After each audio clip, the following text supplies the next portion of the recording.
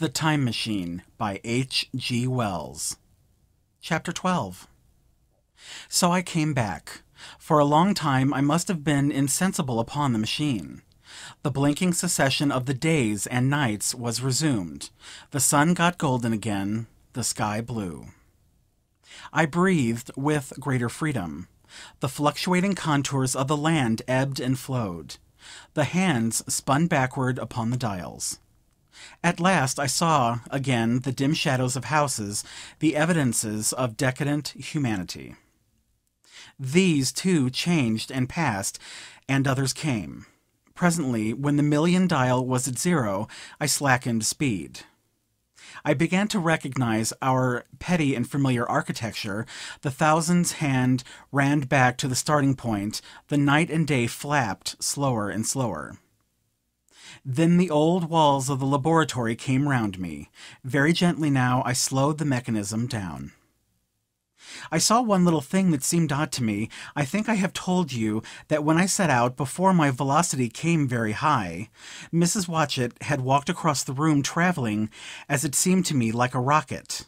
As I returned, I passed again across that minute when she traversed the laboratory, but now her every motion appeared to be the exact inversion of her previous ones. The door at the lower end opened, and she glided quietly up the laboratory, back foremost, and disappeared behind the door by which she had previously entered. Just before that I seemed to see Hillier for a moment, but he passed like a flash. Then I stopped the machine, and saw about me again the old familiar laboratory, my tools, my appliances, just as I had left them. I got off the thing very shakily, and sat down upon my bench. For several minutes I trembled violently. Then I became calmer. Around me was my old workshop again, exactly as it had been. I might have slept there, and the whole thing have been a dream. And yet not exactly. The thing had started from the southeast corner of the laboratory. It had come to rest again in the northwest, against the wall where you saw it. That gives you the exact distance from my little lawn to the pedestal of the white sphinx into which the Morlocks had carried my machine. For a time my brain went stagnant. Presently I got up and came through the passage here, limping because my heel was still painful, and feeling sorely begrimed. I saw the Pall Mall Gazette on the table by the door. I found the date was indeed today, and looking at the timepiece, saw the hour was almost 8 o'clock. I heard your voices and the clatter of plates. I hesitated. I felt so sick and weak. Then I sniffed good wholesome meat and opened the door on you. You know the rest. I washed and dined, and now I am telling you the story. I know, he said after a pause, that all this will be absolutely incredible to you. To me the one incredible thing is that I am here tonight in this old familiar room, looking into your friendly faces and telling you these strange adventures. He looked at the medical man. No, I cannot expect you to believe it. Take it as a lie or a prophecy. Say I dreamed it in the workshop. Consider I have been speculating upon the destinies of our race until I have hatched this fiction. Treat my assertion of its truth as a mere stroke of art to enhance its interest. And taking it as a story, what do you think of it? He took up his pipe and began, in his old accustomed manner, to tap with it nervously upon the bars of the grate. There was a momentary stillness. Then chairs began to creak and shoes to scrape upon the carpet. I took my eyes off the time-traveller's face and looked round at his audience. They were in the dark, and little spots of colour swarmed before them. The medical man seemed absorbed in the contemplation of our host. The editor was looking hard at the end of his cigar. The 6th. The journalist fumbled for his watch. The others, as far as I remember, were motionless. The editor stood up with a sigh. "What a pity it is you're not a writer of stories," he said, putting his hand on the time-traveller's shoulder. "You don't believe it? Well, I thought not." The time-traveller turned to us. "Where are the matches?" he said. He lit one and spoke over his pipe, puffing. To tell you the truth, I hardly believe it myself, and yet... His eye fell, with a mute inquiry, upon the withered white flowers upon the little table. Then he turned over, the hand holding his pipe, and I saw he was looking at some half-healed scars on his knuckles. The medical man rose, came to the lamp, and examined the flowers. "The gynecium's odd," he said. The psychologist leaned forward to see, holding out his hand for a specimen. "I'm hanged if it isn't 1:45, said the journalist. "How shall we get home?" "Plenty of cabs at the station," said the psychologist. "It's a curious thing," said the medical man, "but I certainly don't know the natural order of these flowers. May I have them?" The time traveler hesitated. Then suddenly, "Certainly not." "Where did you really get them?" said the medical man. The time traveler put his hand to his head. He spoke like one who was trying to keep hold of an idea that eluded him. "They were put into my pocket by Weena when I travelled into time." He stared round the room. "I'm damned if it isn't all going. This room and you and the atmosphere of every day is too much for my memory. Did I ever make a time machine or a model of a time machine? Or is it all only a dream? They say life is a dream, a precious poor dream at times, but I can't stand another that won't fit. It's madness. And where did the dream come from? I must look at that machine if there is one." He caught up the lamp swiftly and carried it, flaring red, through the door into the corridor. We followed him.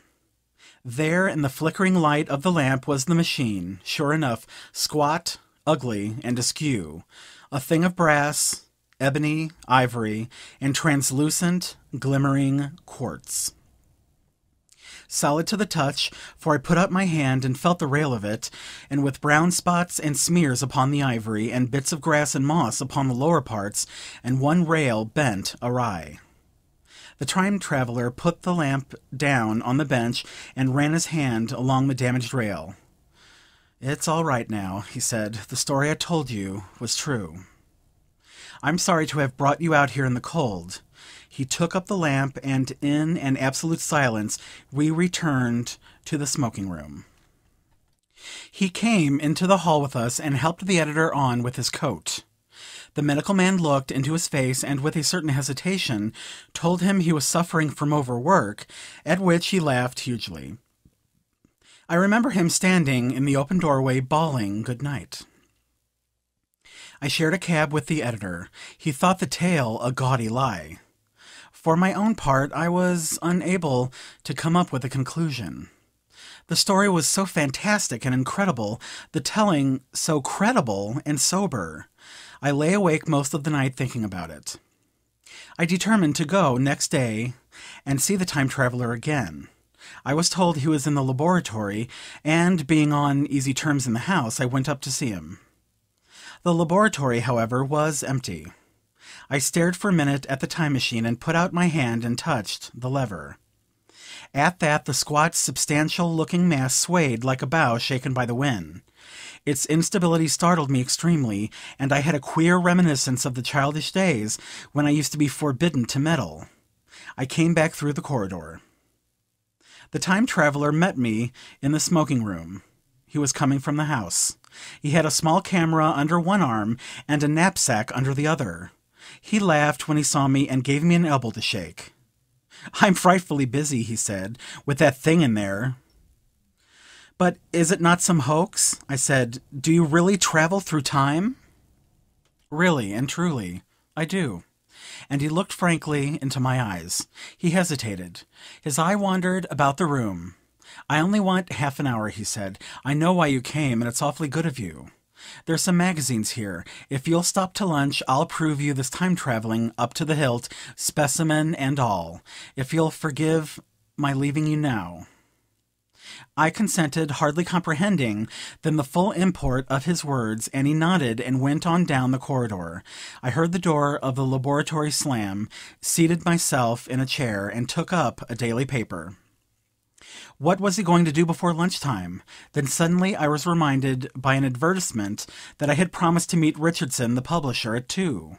I looked at my watch and saw that I could barely save that engagement. I got up and went down the passage to tell the time traveler. As I took hold of the handle of the door, I heard an exclamation, oddly truncated at the end, and a click and a thud. A gust of air whirled round me as I opened the door, and from within came the sound of broken glass falling on the door. The time traveler was not there. I seemed to see a ghostly, indistinct figure sitting in a whirling mass of black and brass for a moment, a figure so transparent that the bench behind, with the sheets of drawings, was absolutely distinct, but this phantasm vanished as I rubbed my eyes. The time machine had gone. Save for a subsiding stir of dust, the further end of the laboratory was empty. A pane of the skylight had apparently just been blown in. I felt an unreasonable amazement. I knew that something strange had happened, and for the moment could not distinguish what the strange thing might be. As I stood staring, the door into the garden opened, and the manservant appeared. We looked at each other. The ideas began to come. "Has Mr. gone out that way?" said I. "No, sir, no one has come out this way. I was expecting to find him here." At that I understood. At the risk of disappointing Richardson, I stayed on, waiting for the time traveler, waiting for the second, perhaps still stranger story, and the specimens and photographs he would bring with him. But I am beginning now to fear that I must wait a lifetime. The time traveler vanished 3 years ago, and, as everybody knows now, he has never returned. Epilogue. One cannot choose but wonder. Will he ever return? It may be that he swept back into the past, and fell among the blood-drinking hairy savages of the age of unpolished stone, into the abysses of the Cretaceous sea, or among the grotesque saurians, the huge reptilian brutes of the Jurassic times. He may even now, if I may use the phrase, be wandering on some plesiosaurus-haunted oolitic coral reef, or beside the lonely saline lakes of the Triassic age. Or did he go forward into one of the nearer ages in which men are still men, but with the riddles of our own time answered and its wearisome problems solved?